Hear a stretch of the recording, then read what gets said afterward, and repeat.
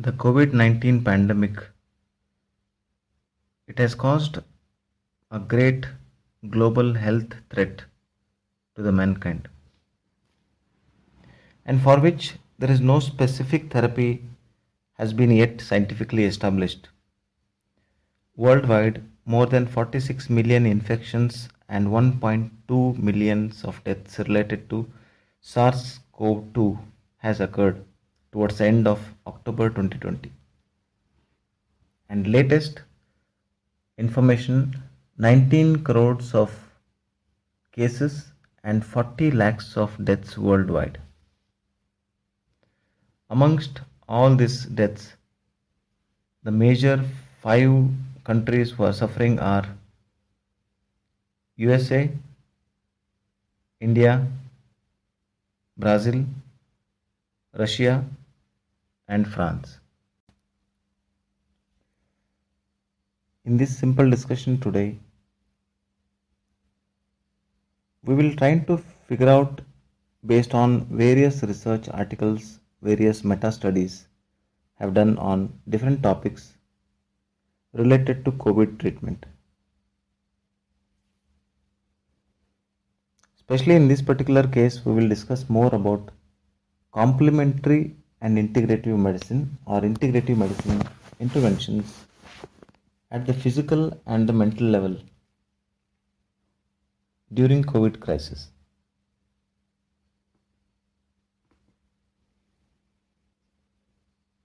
Few examples of an evidence-based interventions follows like this. First one is nutritional or vitamin supplement. Second one is mind-body medicine. Third one, positive attitude of life and relationship. Fourth one is exercise. Fifth one is nature therapy. Sixth one is aromatherapy and steam. Seventh one is sleep medicine. Eighth one is botanical or phytomedicine. So this can be called as traditional medicine system of that particular area or the country. For India, Indian medical system, Ayurveda. For China, traditional Chinese medicine. Like this, various traditional medical systems. I would like to share common risk factors for a severe COVID course of infection of COVID-19 disease. The first commonest risk factor observed is the hypertension. 48% of non-survivors and 23% of survivors had hypertension with their severe COVID infection. Second one is diabetes. 31% of non-survivors and 14% of survivors had diabetes. Coronary artery disease, CAD. 24% of non-survivors and 1% of survivors had coronary artery disease. Fourth one is COPD, chronic obstructive pulmonary disease. 7% of non-survivors and 1% of survivors had COPD issues during COVID-19 disease. Last one is renal dysfunction. So 4% of non-survivors and 1% of survivors had renal dysfunction. I would like to share common risk factors for a severe COVID course of infection of COVID-19 disease. The first commonest risk factor observed is the hypertension. 48% of non-survivors and 23% of survivors had hypertension with their severe COVID infection. Second one is diabetes. 31% of non survivors and 14% of survivors had diabetes.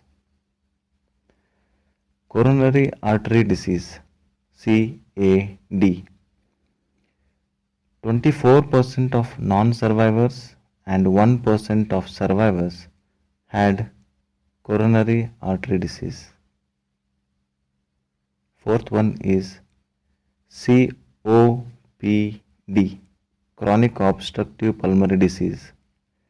7% of non survivors and 1% of survivors had COPD issues during COVID 19 disease. Last one is renal dysfunction. So 4% of non survivors and 1% of survivors had renal dysfunction. Integrative medicine practices generally emphasize a holistic, patient centered approach to healthcare, and well being, often including psycho emotional, functional, social, and even spiritual aspects. There is a noteworthy body of integrative medicine knowledge that has evolved over the centuries, which has been used to prevent and manage varieties of diseases and being increasingly used in the healthcare system worldwide. So it is also called as traditional medicine system TMS, and more often it is easy and comfortable for a modern medical practitioners or the conventional medical practitioners to call it as an integrative medicine.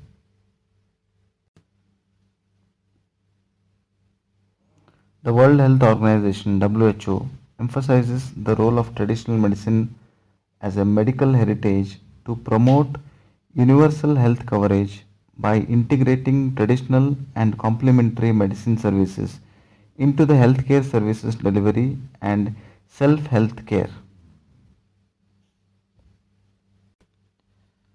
The complex interrelationships between the immune system and a varieties of lifestyle factors such as exercise, stress reduction, healthy nutrition, spending time in the nature, positive inner attitudes, and well being have already been demonstrated.